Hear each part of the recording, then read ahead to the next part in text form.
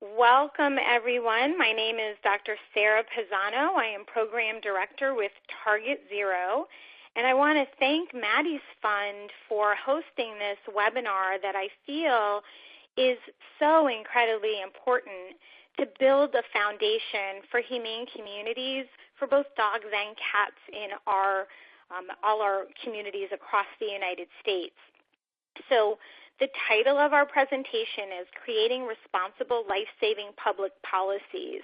And I come from a background as a veterinarian. I graduated from Cornell in 1994, and I was a part of a private open admission shelter and also a private limited admission shelter, after which time I was a public shelter director myself. And during that time, I rewrote ordinances, I had enforcement, and we were really able to transform the shelter and bring it into modern times because we have so much more knowledge now. So we are being joined today by elected officials, some people who are those change agents in our legislative roles, perhaps mayors and commissioners. We also have shelter workers and animal welfare advocates, and we hope that you will continue to share this webinar with your elected officials because this will be on demand for the next year. It will be on the Maddie's Fund website. And if you look at the green file widget at the bottom of the slide, you can click on that and have access to a handout that's kind of just a brief synopsis that you can use as a handout for public officials as well. And that handout will also be on the Maddie's Fund website as well. So I come to you saying that whoever you are listening to this and whatever position you play in animal welfare, I really can relate to your role, and I have in some way been connected to whatever you're doing. So now what I do in my role as Target Zero's program director is we look for open admission shelters, which are typically public shelters, and we are a charitable initiative, and all our work is done pro bono. So we are looking at helping shelters productively decrease intake, and I'm going to talk to you about what that actually means, and then achieving and maintaining that 90% live outcome. But because there are many elected officials listening to this, I just wanted to start with a couple of basic definitions because this is somewhat of a mystery, I think, to the public still. And so a lot of people don't understand the difference between an open admission shelter and a limited admission shelter. So to start with a limited admission shelter, they are always private, nonprofit 501c3s. They can structure their organization however they like. They could possibly take in as many animals as they want. They could limit the number of animals they want. They could say, we're not going to take animals with blue eyes, whatever the situation is. Typically, they're taking far less animals as compared to the open admission shelter in their communities. To give you an example, in my community, the private shelter handles about 2,000 animals a year, and the high intake at the public shelter was 37,000 animals a year. So a huge difference, and then they can, because they can limit who they are accepting into the shelter, perhaps they want to only take in animals that they know they could get adopted quickly, and that's fine. They are typically what you hear of as no-kill, which means that over 90% of the animals are being saved. So there's different names for those types of organizations. Again, limited admission, adoption guarantee, no-kill. You might hear all of those different terms. But as an elected official or someone in the public sector, you might not understand that why there is so much criticism of our open admission shelters. And I do believe it's because the public doesn't understand that those numbers in a private shelter can be limited. So an open admission shelter, as I said, it could be private or it could be public, and that's municipal, perhaps city or county or a combination of both. And historically, besides taking in so many more animals, the save rate, the number of animals saved, is typically far lower than a limited admission shelter. And because they are a public shelter, the municipal shelters, they have less autonomy, obviously, than a nonprofit private shelter. So historically, and I know how I felt 15 years ago as a public shelter director, that we feel victimized. We feel that we have no control over the number of animals coming into the shelter. We cannot turn animals away. But I'm here to tell you that there is a different way to think about sheltering, and that we have an obligation to think differently about sheltering. And if you might think about, I was just Googling a smoking ad from the 1950s, and the ad said 9 out of 10 doctors recommend smoking Camel cigarettes. So in the 50s, doctors were recommending that people smoke and inhale that tobacco deeply to help with your lung disease. Well, I don't have to go into detail about how differently we view smoking today, but I often think of the analogy between animal welfare and how we used to think about sheltering animals, and how we are obligated to now think, because we have different data. So we know, again, when we say that 90% or more live outcome, we know with our open admission shelters and our public shelters in particular that there will always be euthanasia, because there will be large, aggressive dogs that cannot be safely rehabilitated, and that's a very small percentage. And then there will be medical cases that are too far advanced for us to save. So there will always be some level of euthanasia. But the interesting thing today, in 2016, we are seeing even large open admission shelters get to that 90%, not because they're saving so many more animals. The number of animals might not be going up, but we're thinking more intelligently and strategically about who needs to come in the shelter and how we can help them outside the shelter system. So they're getting to the 90% as a function of decreasing intake, which is really, really important. We are talking about helping people solve their problems. So Target Zero and sheltering is dogs and cats, but our presentation today will focus on cats for a very good reason. We are talking about best practices that are not just the Target Zero ideas, but these are best practices. Certainly Maddie's Fund is one of the major organizations, and obviously started the Million Cat Challenge with Drs. Hurley and Levy, that really are proponents of community cat diversion and community cat programs. So all of the major national animal welfare organizations are on the same page. And so we're not introducing something new or novel. This is what is considered now best practice. And what the challenge is for all of us, and I can promise you, 15 years ago, I wasn't saying these things. I had these fears and I had these beliefs that if I did something like return a cat to the fields after it's sterilized, where it came from, that there would be a negative outcome. So I'm asking you all to just listen to the presentation with an open mind and understanding and listening to the data, because we have studies and data and so many amazing examples of why we should be doing things differently, but it certainly will take and does take a culture shift. The communities that are doing these programs in a big way didn't start having their culture accepting these community cat programs, but I can tell you, boy, they really are now. So we have to go back to the basics and say, well, what was the reason that a municipal shelter was even created to begin with?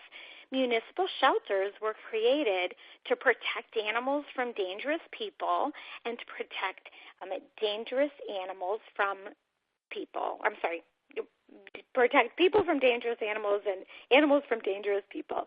So that is the main gist of why municipal shelters existed. And then along the way, people said, oh, well, I can't keep my dog, so I'll take him to the shelter because they can find them a home. So it has expanded to accept all these animals that are not in these categories of the animals that really do need to come into the shelter. So your cruelty cases, your abuse cases, your dangerous dogs that are a threat to the public, those types of animals.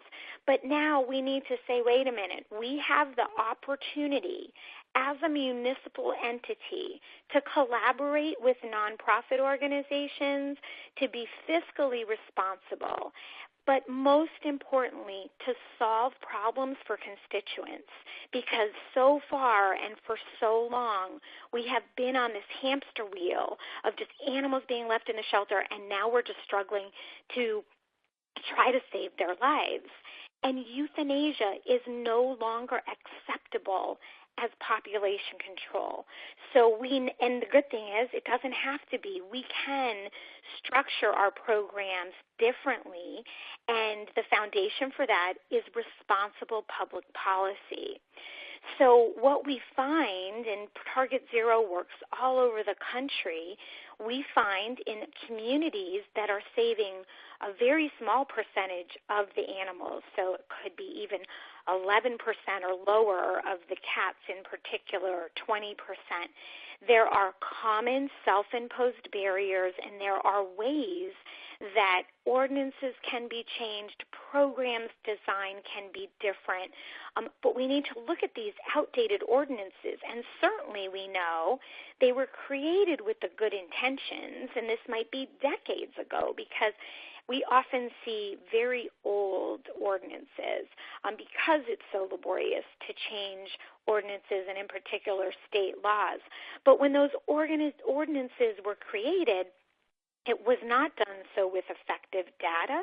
We are getting better now in the age of technology, and we have more data easily collected in our shelters so that we can identify trends, but there is still a lag with other industries, and data collection is still in need of much, much improvement. But we look at these ordinances and say, wait a minute, this Ordinance X was created to achieve this goal. However, now that we examine the data and we look at all this information, they are barriers to best practice, and they're actually barriers to our goals. So we need to think about being responsible lawmakers, and that is tied into being fiscally responsible. So having ordinances in line with best practice equals being fiscally responsible with public monies. And the good news for animal welfare advocates is that ends up saving lives as well. So it's all positive. So Target Zero does shelter and community assessments, and we have 10 times around the country in the last couple of years tried to revise ordinances, in particular for community cats. And 10 times we were successful because we present these facts and say, look, what you're doing here doesn't make sense, and we are not, again, asking you to go out on a limb and try something new. We're saying this is proven, so just join us and take this leap of faith, and we promise you that it is a win-win. So in particular, what we are looking for and what we are attempting to revise in ordinances regarding cats is removing stray holds for cats when they are eligible for community cat diversion, and I'll be defining those things as well. We know that in most shelters, and certainly the shelters that are euthanizing the majority of the animals, the return to owner rates for cats is less than 2%. So the shelters in the last 3 years that we've done assessments on, absolutely far lower than 2%. So we may have a stray hold of 3 days, 5 days. There's sometimes 7 days. There's some states that have a 7-day stray hold. So when we think about the cost of housing, care, staffing, certainly there will be overcrowding because of this mandatory stray hold. Cats will get sick. They will then either have to be euthanized or have a lower chance of getting adopted. And then the other option is to treat them. So now there's a higher cost of care for less than 2% or very, very small percent that would have gone back to their owners. And we talked to a shelter just yesterday handling 30,000 animals a year with exactly a 2% return to owner rate for cats. So this is an issue across the board. What we're saying is community cat diversion and the program that we're recommending returns cats home. This is the return to owner home, program that we should be doing in our shelters. And so a stray hold for cats serves no purpose. It wastes a lot of money. It puts cats at risk of being sick and ultimately losing their lives. We also see a very strange part of our ordinances that require a leash law for cats. And I'm not sure where that ever started from, but cats don't allow themselves to be walked on leashes like dogs. And apparently that needs to be said because it's frequent that we see leash laws for cats. We know that a lot of people let their cats have access to the outside. We know that cats are free roaming. That's part of, there's feral cats or there's cats that prefer to live outside, and that they don't pose the same threat as dogs when dogs are free roaming. Now, we also want to mention that our goal is to have cats inside. We would love if all cats lived inside, they were safe and sound, and never had to worry about any of the dangers that they might face, even if they are inside and outside. So hands down, we would prefer that. But the second option is to have them sterilized so that they do not continue to exponentially reproduce. And this is where cats and people get into problems.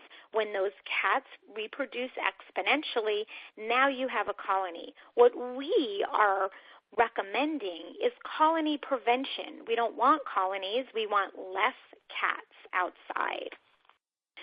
So the other thing is that there are typically abandonment clauses in our ordinances, right? And that is an amazing way to protect animals from people dropping them off in the middle of nowhere with malicious intent. And again, that was the intent of that part of the ordinance. When we talk about community cat diversion or returning cats to their original location where they already had a food source, then that is not abandonment. We are returning them to their food source. An example of abandonment would be to sterilize them and take them 50 miles away and drop them on a dirt road. That's abandonment.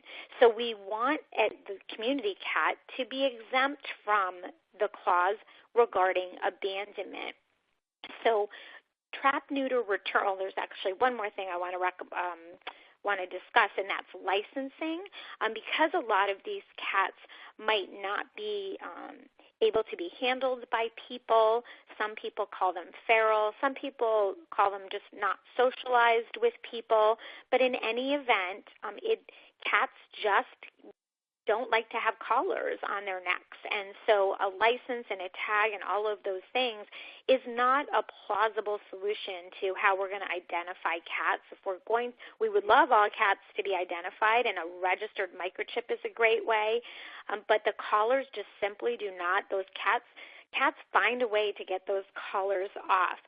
Our goal is that we want the cats sterilized so that they stop the exponential reproduction, and we certainly want them vaccinated against rabies. So if you already license dogs and cats, consider licensing dogs only. So the definition of community cat is a cat that's outside. This could be a friendly cat. It could be a feral cat. It's one that goes inside and outside or just stays outside. So it is very much a loose term. Sometimes people call community cats free-roaming cats. So we also want to distinguish just two parts of what we're talking about today. Trap, neuter, return, to us, we define it as something that's happening in the community, and it's independent of the shelter. We can assure you that trap, neuter, return, wherever you are in the United States, is already happening in your community. But yet we sometimes see ordinances that prohibit feeding cats outside. And I want to encourage our elected officials. It is not possible to codify compassion out of people. And so when you put something like that in your ordinance, or you cite people for feeding cats, they will feed cats at 3 in the morning. They will do it. They will take care of those cats because it is a compassionate thing to do. So we need to, again, think, what are our ordinances in place for? It's protecting people from dangerous animals and protecting animals from dangerous people. So compassion will always be a component in all of us, and we really cannot have items in there that codify it out of us. It's just not possible. So TNR, trap, neuter, return, that's in the field, independent of the shelter. So community cat diversion is what we define as the program whereby somebody finds an outside cat, perhaps it's a Good Samaritan, somebody calls animal control, and the cat was found outside and is brought to the shelter. The majority of these cats are brought to the shelter because we have trained the public to take cats they see and dogs that they see outside to the shelter so their owners can, quote unquote, find them. But we now know with cats that's not happening, and that we have a better way and a better proposal. It is not true that the cats are ending up in the shelter because everybody hates cats. So we often hear people, again, all over the country say, well, our community is different. Everybody hates cats here.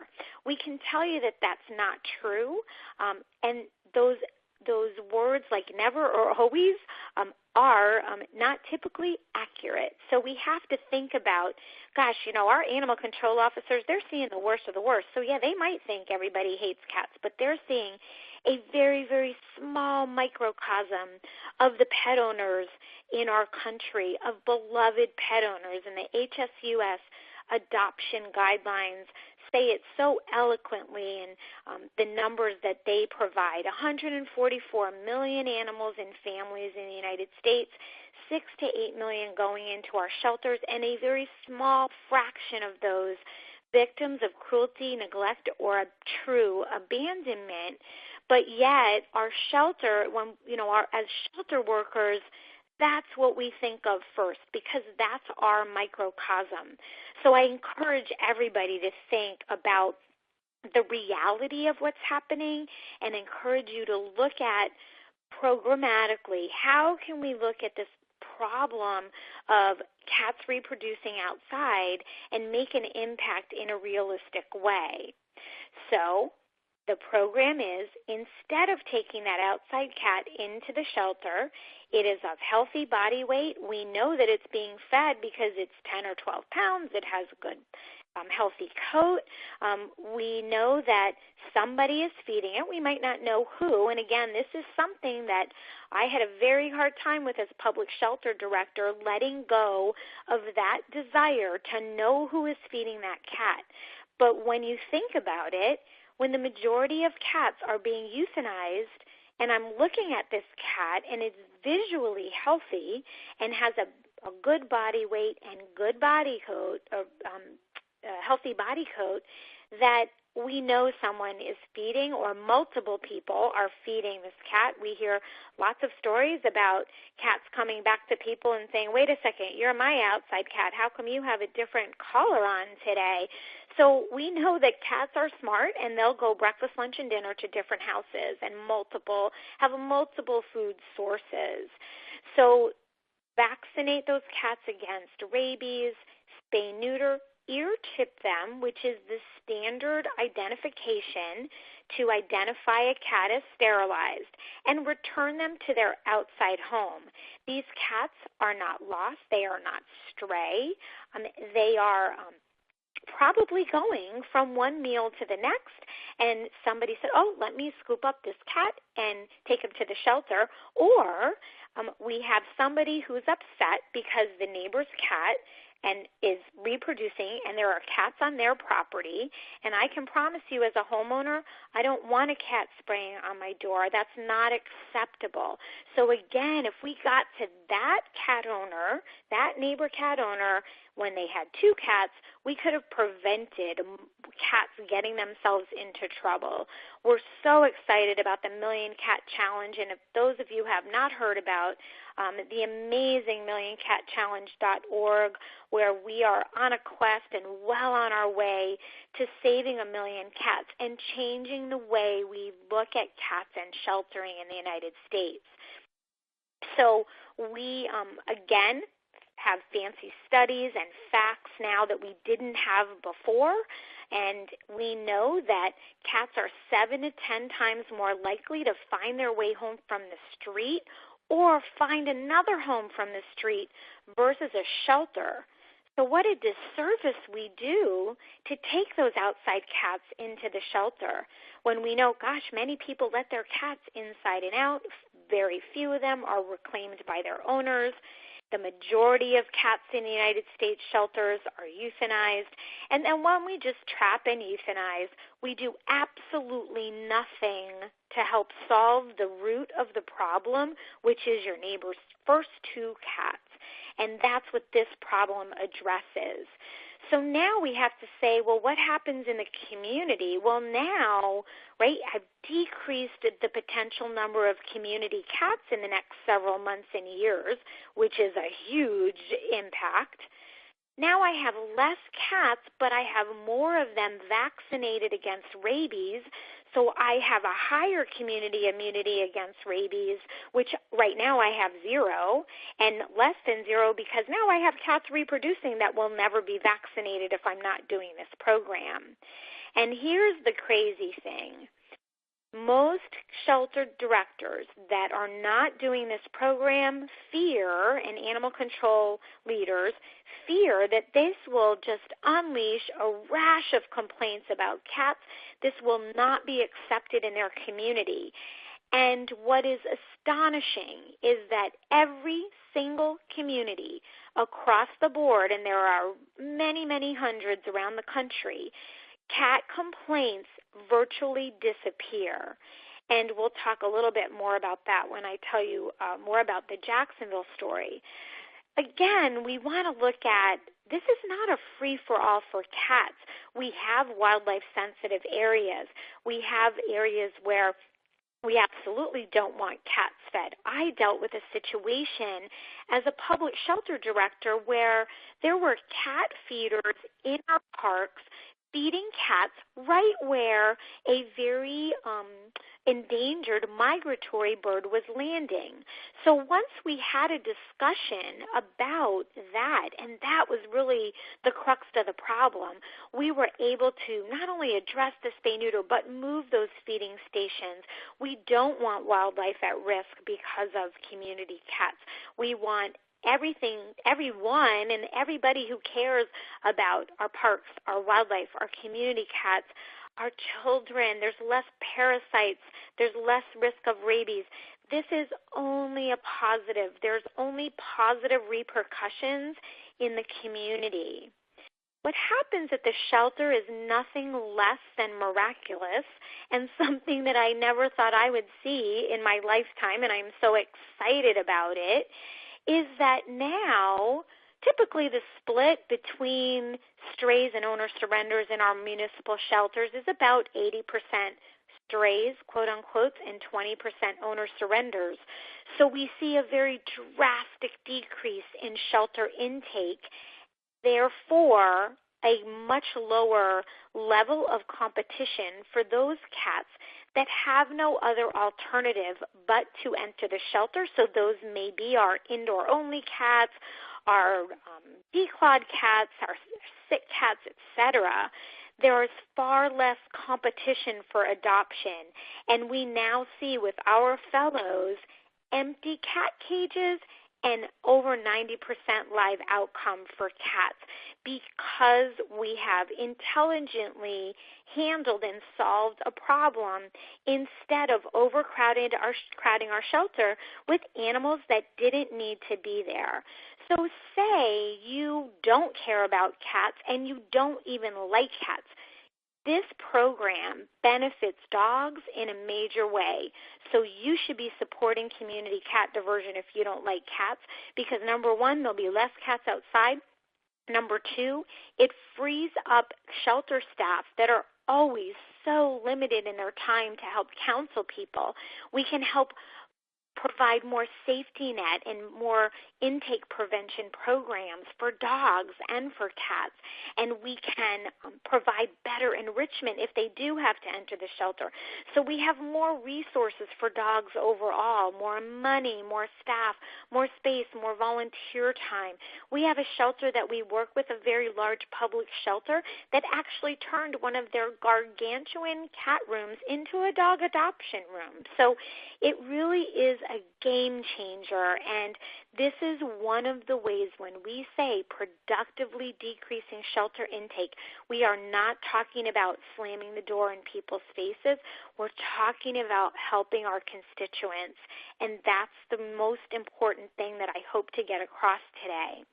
Greenville, South Carolina is an amazing example of success. So in 2015, they weren't doing this program. Again, majority of cats getting euthanized. The shelter was grossly overcrowded with cats. And we said, listen, your animal control officers should only be bringing in cats that need to enter the shelter, or maybe they can take them directly to spay-neuter. However, the only ones they should be bringing into the shelter must be the ones that have to enter the shelter: sick, injured, confiscations, abuse cases, those that truly need to be in the shelter. And they said to the public, hey, could you take this outside cat, because we know somebody's feeding it and you just brought him here because you cared, could you take this cat to spay-neuter? Pick that cat up and put him back where you found him.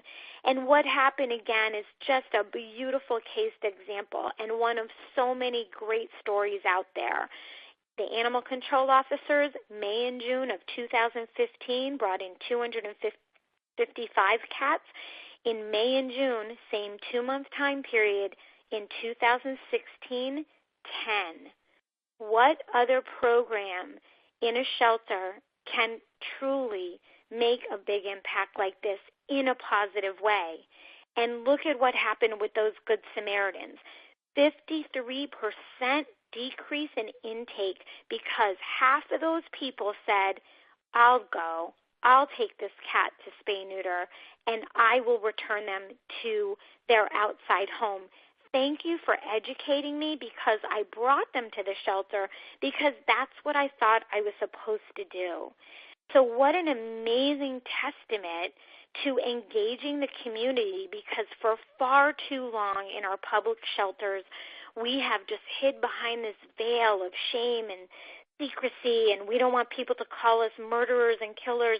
We're here because we love animals and we want to change and we want to make a difference, but we don't want to tell anybody that they may be euthanized. So thankfully now we are waking up, and so many great shelters are doing it right and saying to the community, hey, this is what's happening here. We need your help. Here's how you can plug in. I know you can't save 20,000 animals, but could you take a litter of 2 kittens today? Could you maybe adopt a dog tomorrow? Could you help in some way? Could you volunteer? Could you network on behalf of these animals? And so, again, the foundation for these programs they start with effective public policy. And Greenville not only was able to change their ordinances, but they have been instrumental in changing ordinances in their neighboring counties as well. So we're just so excited to be working with them and tell you about their story because, again, we are not asking you to do something that has not been done before. There are many organizations that have gone before you that have had the same fears, that have had the same concerns, and they're proving that these are successful programs. Again, in Jacksonville, Florida, back in 2007, this was not being done, and almost 11,000 cats lost their lives that year. First Coast Normal Homeless Pets is the largest spay-neuter clinic in the country, and at the time, they were the only ones in town ear-tipping cats. And so when those cats ended up at the public shelter, the city shelter, and were euthanized, that was obviously upsetting to them because they had invested money in those cats and wanted their lives saved. So they said to the director, if we could pick up those cats, would you allow us to put them back in the neighborhoods they were found? And at the time, the public shelter director said, well, if it's good for those cats, why don't you take all the outside cats?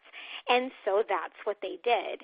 And Cameron Moore on my team will be doing a presentation tonight at 6 o'clock, another Maddie's webinar. Again, so thankful to Maddie's, and she's going to tell the Jacksonville story and how she and her team brought 25,000 cats through this program in Jacksonville. And again, back then, this was foreign to everybody, and even I thought they were crazy for doing it. Over 5,400 cats were brought through the program that first year. Animal Control said, you could do it, but we're going to give Cameron's personal cell phone so that you're going to handle all the complaints. And over 5,400 cats went through the program. Cameron got 12 calls that year, the entire year. And those were calls from complainers they're complaining about a pothole, a street light, and everything else under the sun, and she helped them solve their problems. But there's going to be sometimes people, you can't help them because they're just going to complain about anything. But Cameron also did something very significant, and she kept a lot of data on those cats, and less than 1% of those 25,000 cats were too sick, ill, or injured to get put back. So it is not true that all of these cats being brought to the shelter that were found outside are not surviving. The majority of them are healthy, and we sterilize them, put them back. So 2 reasons you will see the same trends in decreasing intake as you look at these next set of graphs. The bar is the total shelter intake, the green on the bottom is live outcome, and the blue is euthanasia. The intake is decreasing because there's a lot of targeted spay-neuter going on in these communities in the next several slides over the years. That we've sterilized, remember those first 2 cats that our neighbor had living outside, so there's no more hamster wheel of bringing cats to the shelter and euthanizing, bringing cats to the shelter and euthanizing. There's no cats left in that house or in that yard to bring to the shelter. And the second is, relating back to the Greenville story, is that now the Good Samaritans know, I'm going to just go to spay-neuter. I don't live in Jacksonville. I landed there several months ago to rent my car, and the Hertz rent-a-car person saw the logo of dog and cat on my shirt and said, you work for animal welfare.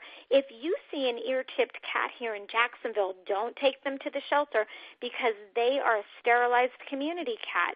And I almost jumped over the counter to hug the guy. I mean, what an amazing testament of how a community can be changed when we have the foundation of not just our ordinances and public policy, but our program designs and our shelter workers and our enforcement teams all on the same page. So the next example is Indianapolis. We started this program there in 2013, which is why you can see the jump in live outcome over the next several years. Lots of great spay-neuter going on there by the Face Spay-Neuter Clinic as well. And you can see that this is a community that also got to 90% for cats in their first 2 years as a Target Zero Fellow, which is really exciting. And now they finished their last fiscal year at 86% overall, but really, really encouraging. Waco, Texas, an amazing story because this is a community that has a 30% poverty rate. So a lot of times when we work with other shelters, or communities, people say, oh, it's not going to work here because we're too poor. Well, what an amazing testament Waco, Texas is, because they changed their ordinances.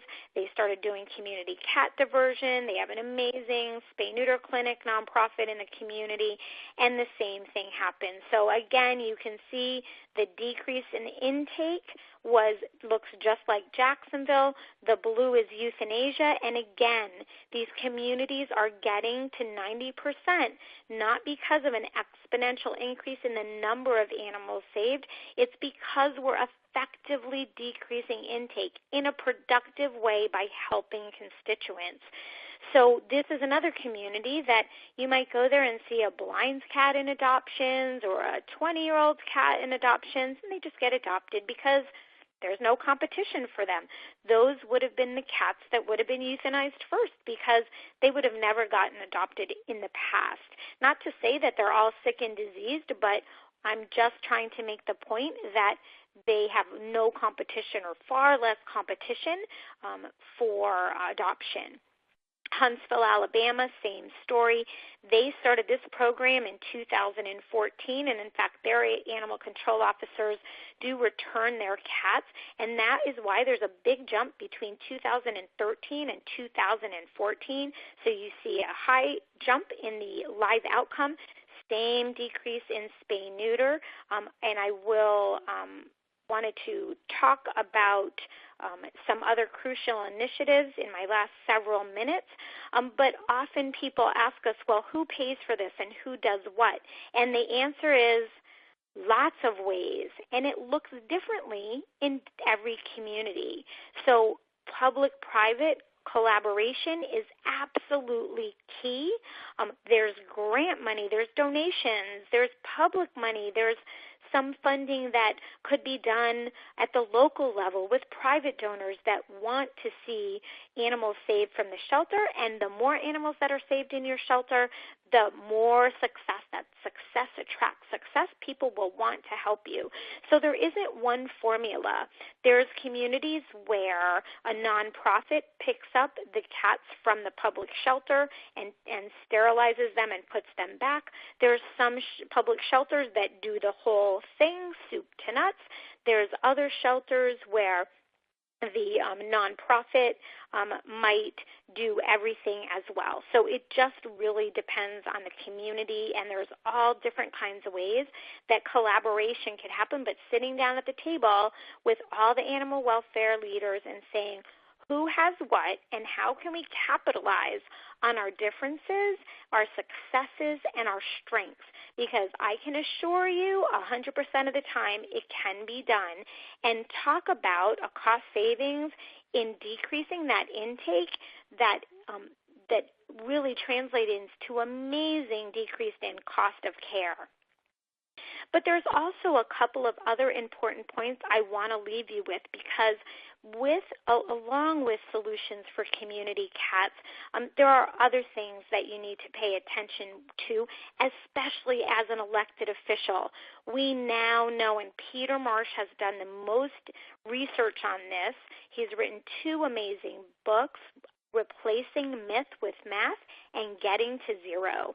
And what his studies show is that the most animals that are left at our public shelters, our open admission shelters, are from low-income pet owners, and they're not sterilized, and they are not sterilized because people do not want to sterilize them. It's because they don't have the opportunity financially. So even a low-cost surgery for me would be $90. That is out of reach for a fixed-income pet owner. So what we know is in every community that does it, again, this link is when we heavily subsidize fixed-income pet owners, and we're talking surgeries that are free or definitely not over $20, that we can decrease shelter intake. And that is because then there's no more animals being born. So talk about a productive way to decrease intake. We do recommend about 5 to 10 of those subsidized surgeries per 1,000 residents in your community every year be done for you to see a decrease in intake. Large dogs are a very important part, obviously community cats, which we already talked about, and then high intake areas where your animal control officers are constantly answering calls. Those high intake areas can all be turned into low intake areas. So again, Jacksonville doing a lot of targeted spay-neuter. The line on the bottom, the orange line, is targeted spay-neuter and intake and euthanasia going down. So we're just about to finish here, and I'm going to open it up for questions. I just have a couple of more slides. And Huntsville, Alabama is an amazing case study because you can see that the number of surgeries, which is that bottom line, about 2,000 surgeries each year, and that's just for fixed-income pet owners by a nonprofit and now a collaboration with the city of Huntsville. What happened in Huntsville is the intake at the shelter went from over 10,000 to a little over 5,000, and the only thing that changed in their community was fixed-income spay-neuter subsidies. So again, euthanasia is a function of the intake, and a great case study. And Waco, Texas, again, looks just like the Jacksonville, and this is exactly what we want to see. We want to see that there is a direct inverse correlation, so the number of surgeries goes up and intake and euthanasia goes down. Managed intake is also called safety net or surrender prevention, and this means that we are going to try to help that pet owner either keep their pet and see what resources they need, or place their pet outside of the shelter system, because often the shelter is their first stop, not their last option. And we want to make sure that we are turning our Good Samaritans into foster homes. And again, great research coming out last year. In 2015, the ASPCA did a retrospective study that showed 30 to 40% of the animals that were surrendered, those pet owners did not want to surrender. They just needed temporary help. What an amazing opportunity we have to collaborate with our public and private entities to build this network of resources in our communities to help people keep their pets and keep them out of the shelter. In 2015, Maddie's funded a survey that showed that even though open admission shelters need the most help, they are the least likely to ask, and that when we ask Good Samaritans if they'll foster and provide them with assistance, that means we're going to sterilize that litter and vaccinate them when they're old enough, they are more likely to help foster those babies or those animals and keep them out of the shelter system. So amazing data, and so grateful to these organizations for looking at these topics and giving us such great information. Intervention starts at the time of the appointment when the owner calls and says, I need help or I need to surrender my pet.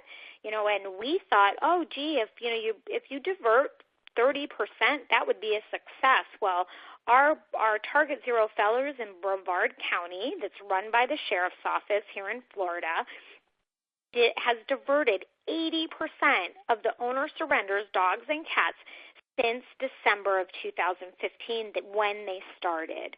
So that is just amazing data, because we thought that if they did, less than half of that, that would be a success. So really encouraging you all to look at this. Is all, Maddie's and all the other organizations have great webinars. There's lots of information online about managed intake as well. So we want to encourage you and educate you and assure you that responsible public policy can work with life-saving efforts, and that can all happen within the framework of our municipal shelters. Our website is there at the bottom, target-0.org, and we would encourage you to look at it and wish you the best of luck and reach out to us if there's any questions after today's questions that we can answer or help your community in any way. And we are going to open it up for questions now, and want to thank again Maddie's for this forum, and thank you all for listening. Thank you, Dr. Pisano. This is Lynn Fridley. I'm the Assistant Director of Education, and we'll be getting your questions answered. So I'm going to push the first one to the slide area so you can see it. Dr. Pisano, what are the effective ways to get access to local officials to build a working relationship? Any tips? Absolutely. So we really need to support our public shelters, so I think volunteering at the shelter, helping in some way, and being a positive influence. It is a difficult environment, and it is very easy to be an armchair quarterback and criticize. But we encourage you to be a positive force at the shelter, see what you can do to help, and then encourage the shelter director to meet with you and to meet with your elected officials one-on-one. I would encourage doing first because, it's a conversation that needs to be had, and we need to make sure that when we approach our elected officials that it is done so with information and data in a very professional and unemotional way. And this is a very emotional topic because saving lives is very emotional to all of us, but we have to remember that we need to approach this in a very positive way so that we can get these ordinances changed. I think that this presentation is a great thing to pass along to your elected officials, and you can offer to meet with them, be part of the solution instead of criticizing and telling other people what they should be doing. Get on the same team, and we promise you can create change. Thank you. That was a great question. So, what is the first step if you want to change your ordinance? Now, getting on board and being positive and talking to your officials is one thing, but what is the first step?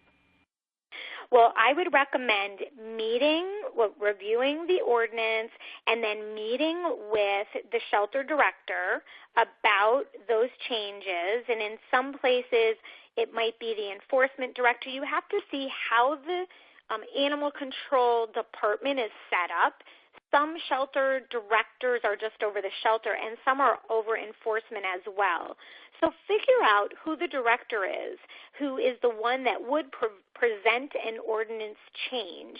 Meet with that person or that team first about these ideas, and then go to the next step, which would be meeting with either the council or the county manager or mayor in the community. It's just a little bit different in each community. But you also have to understand the structure of local government in your community. So sometimes there's a strong mayor who has voting power, and sometimes the council votes. So you have to look at all of those things and learn a little bit about how your local government works first. Thank you. And this is another follow-up question. Can you give me an example of ordinances or initiatives of mandatory spay-neuter that worked? Wow, that's a great question, and I am so glad you asked that. We absolutely do not recommend mandatory spay-neuter for anything other than, the adopted animals going out of the shelter and dangerous dogs. So that obviously should be mandatory. However, a general mandatory spay-neuter is not what works.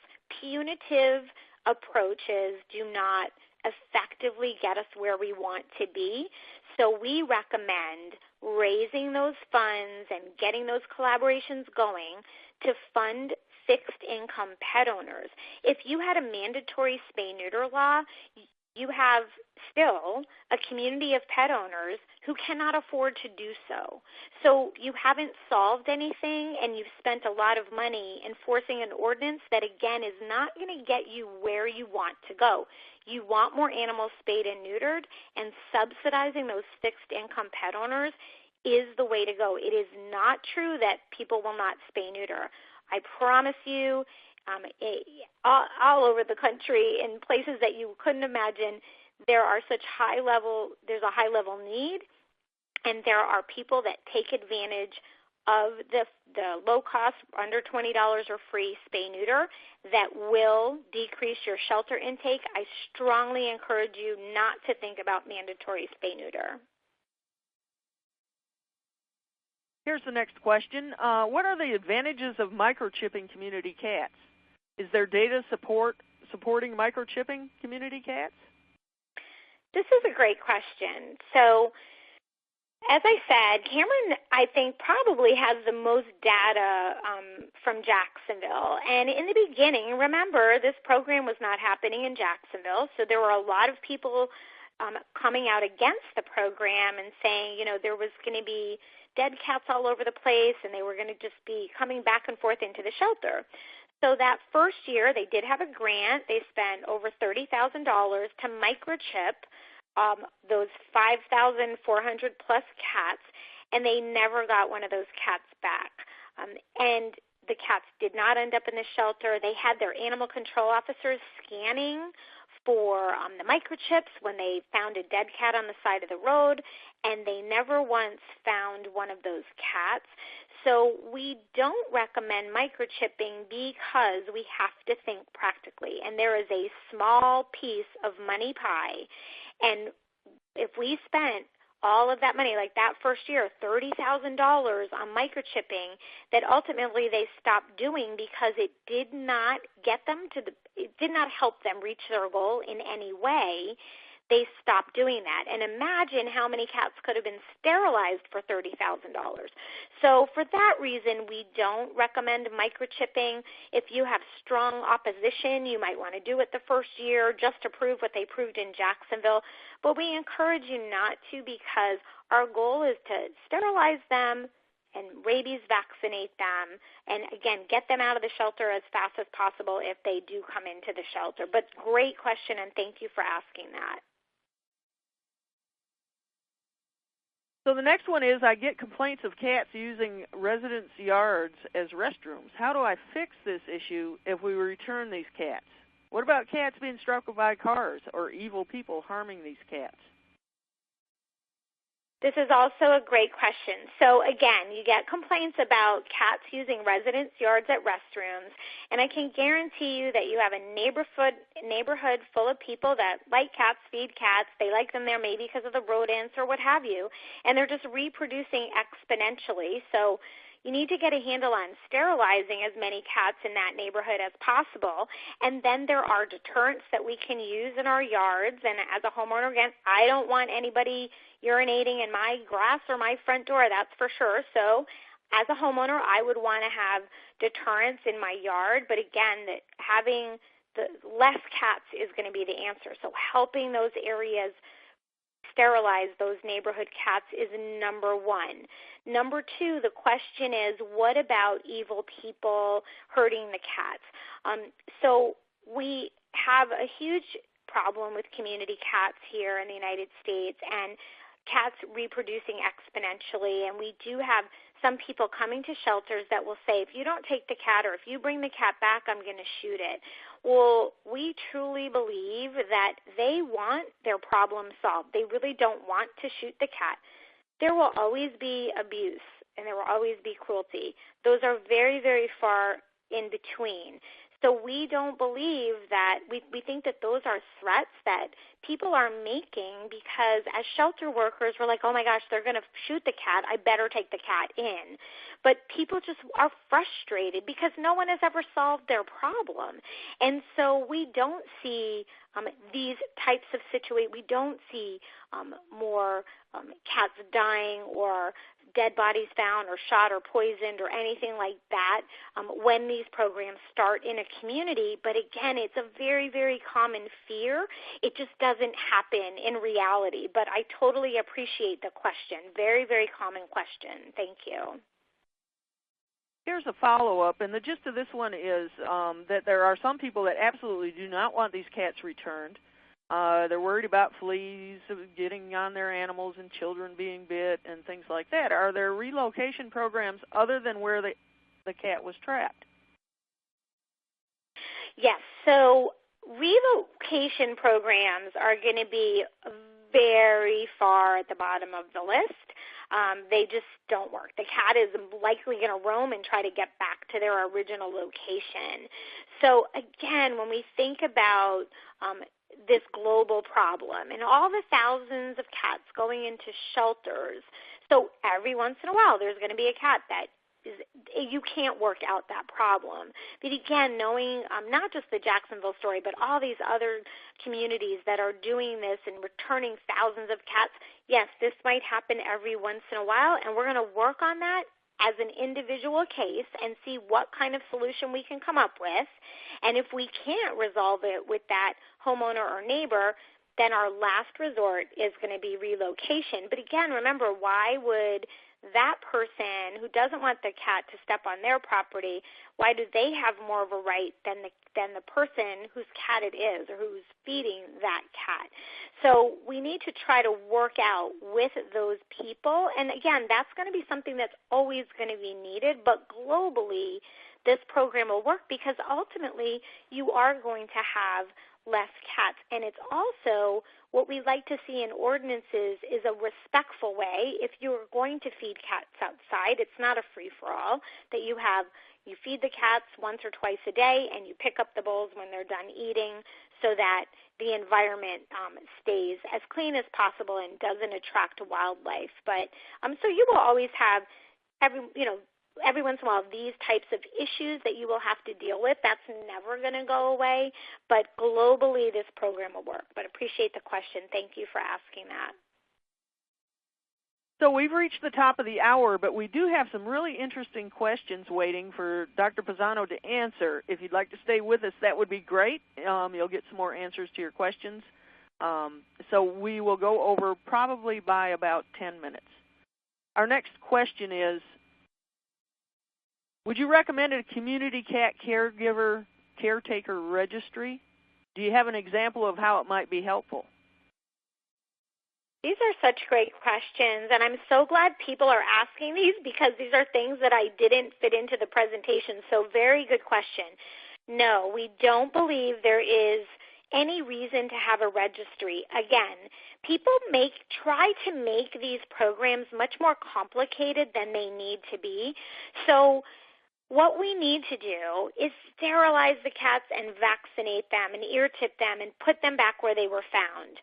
We don't have to know who is feeding them. Again, this type of thing makes a lot of work for a lot of people, but doesn't really accomplish anything. So if we can just help these, and we'll drive people underground, if we could just help these people who are perhaps feeding cats outside, sterilize and ear tip them, that's what's going to make the difference. But absolutely no need for a registry. Great question, and thanks for asking that. And here's another good question. What about areas that have extreme harsh winters, as in well below zero and high rates of predators? Another great question. I keep saying that. I sound like a broken record, but this is actually a conversation we're having on the Million Cat Challenge listserv right now. So we have to think about a couple of things. Right now, in the northern part of the United States, there are many cats that live outside year-round, and there are still community cat issues and exponential reproduction. So these cats are surviving outside already. So I feel that we just need to get out of their way since they are already surviving in those harsh winters before they were trapped and sterilized.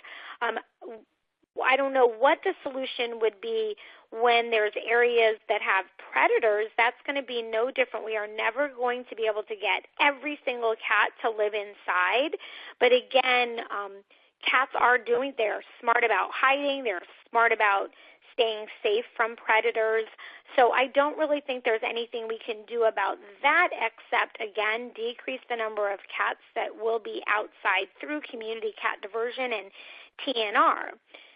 Harsh winters and returning cats after surgery, we need to just use our common sense. So no different than in Florida, if there was a hurricane, we wouldn't be returning cats that week or, right around the hurricane. We would perhaps watch the weather, and if we were going to get a blizzard in one of our northern states, we wouldn't be trapping for a couple of days before so those cats could make sure they get to their hiding spots with plenty of time.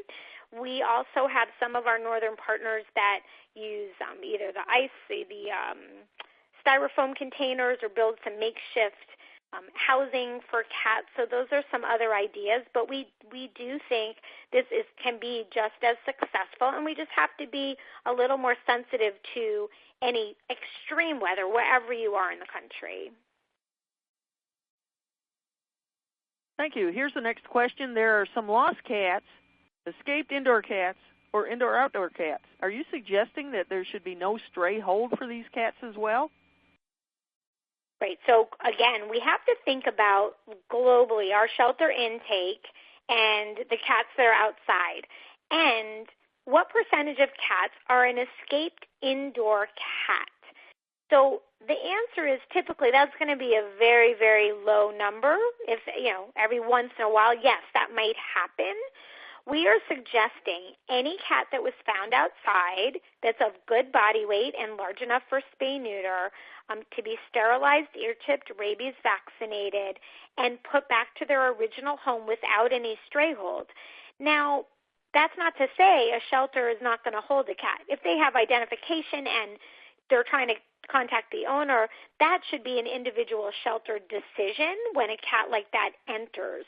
But again, the studies are showing that they even have, if this did happen, that cat has a far better chance of getting adopted from the street than a shelter. So either way, it will end up fine. But again, we have to think about the thousands of cats that are going into most shelters, and that might happen maybe twice a year. We get an inside cat that escapes. So we're trying to save the most animals here, and we're trying to make an impact to help most of the animals. So that's how we have to think about it. But again, it's an individual shelter decision. We can always hold a cat when we think we have a lead on an owner. Yes, absolutely. Thank you for that question. This is a great idea, but who's paying for the spay?